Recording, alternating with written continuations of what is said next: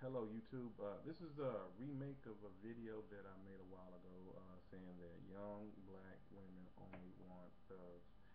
And the video sparked a lot of controversy. It was just a mood I was in one day. I just chose to speak my mind, and I didn't know who all would hear it, but I just had some feelings to just get out there. A couple years later, I'm a little more mature, and my view on that day is still particularly the same, but I've just grown upon it with some more intellectual thought, from my point of view. Um, I would like to say that even though that my viewpoint is still the same, I just want to talk about uh, the consequences of young black women only wanting thugs, and maybe this is something that we could talk about as a community, and try to change you know the outlook on the situation for our young black men and women. Um, I myself am from a single parent at home, and so is my wife. Yes, I have a wife. For those of you who thought when I made that video I was some lonely guy, let me show you here.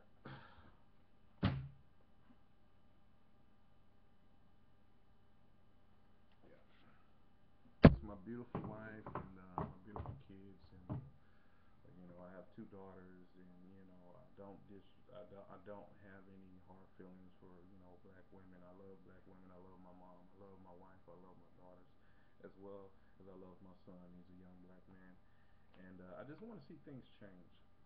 Uh, let's talk about single parenting homes. 70% of our homes are single parented by black women, and I think that needs to change. And the way it's going to change is we got to stop our young black men from being targets.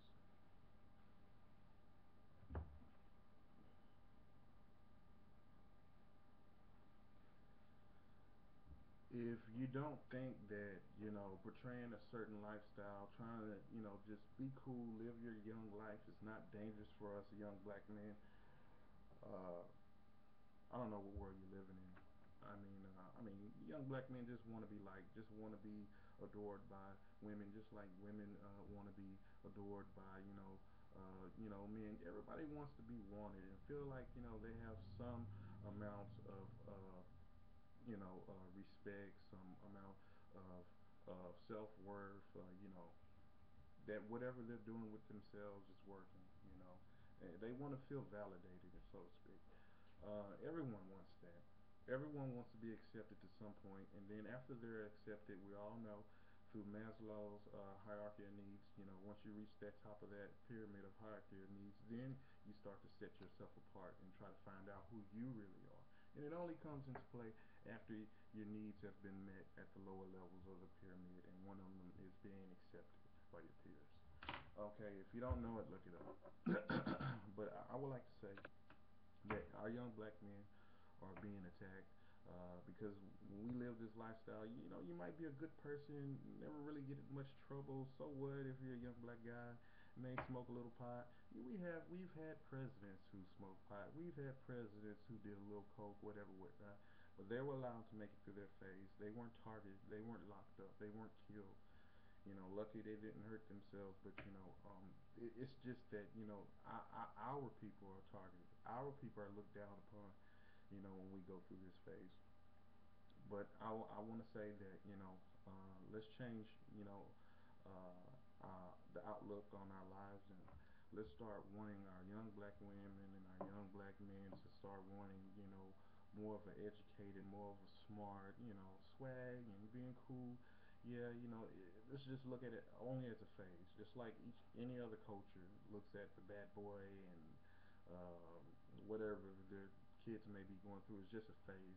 Sooner or later you're gonna grow up. You're gonna get married. You need to take care of your family. You need to take care of your loved ones. And I think by if if women didn't want some guy calling them B's and H's and all this type of stuff, maybe we wouldn't have these single parented homes. If some guy wasn't out there trying to live this thug life mentality because he's getting validated by women by living that life, maybe we wouldn't have some of these single parented homes. I mean, Let's start wanting and taking care of each other through education, through what I am calling life lessons and life goals, and that I'm teaching my family some things that are new that I'm learning from walking through life with me and my wife, raising our kids. You know, things that we learn how to work with each other, how to deal with each other, how to work on our marriage, how to make things work. You know, these are life lessons that need to be taught and passed down to generations, and they can't be really necessarily taught that well in a single parent home. I mean, you can try your best, but you know, I love my mother. She tried her best, but you know, there are just some things that you learn by seeing. You can't learn by being told or talked to about it. You learn by seeing. If you see your parents work on it and see your parents go through hard times and struggle together and do everything they can to make sure things turn out right, make sure you turn out right, and want to pass these morals and values down through the family, that's where we're going to strengthen our black people at. And I think we need to change the thug mentality of the guys. It shouldn't be validated so high. I mean, just like some other cultures, they look down on that. If they see a man at a certain age still displaying a certain type of thug mentality, whatever, they look down on that. And maybe that's what we need to start teaching our daughters and young men and whatever we're not to do. I mean, after you're past a certain age, I mean, okay, give yourself that time to be young and to be free and explore new things. But after you're past a certain age, your mindset should get beyond getting married, if that's what you want to do with your life. But if you're going to get married, you're going to need a job, you're going to need to support each other, and you're going to need to have some ammunition to work on your family, to be able to make things work and raise healthy kids, and stop the cycle from continuing. I mean, it breaks my heart when I see young black women, just getting uh, I mean, I have two daughters myself, and I never want to see them go through that. So I'm trying everything that I can to teach them, the qualities of a good man, and I hope they're learning the qualities of a good man from me. It doesn't matter how I dress, how I look. I mean, I try to articulate myself because I do think it's important on how you talk, but still, that doesn't mean you're intelligent just because, you can hold a good conversation. Or you can articulate some of your words. I mean, you're gonna have to put some things in action. And I just want us as a people to, let's start battling against single parent homes.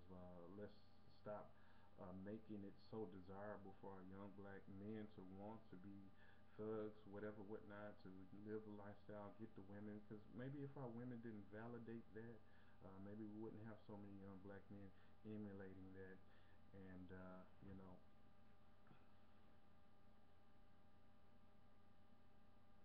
there's a lot of people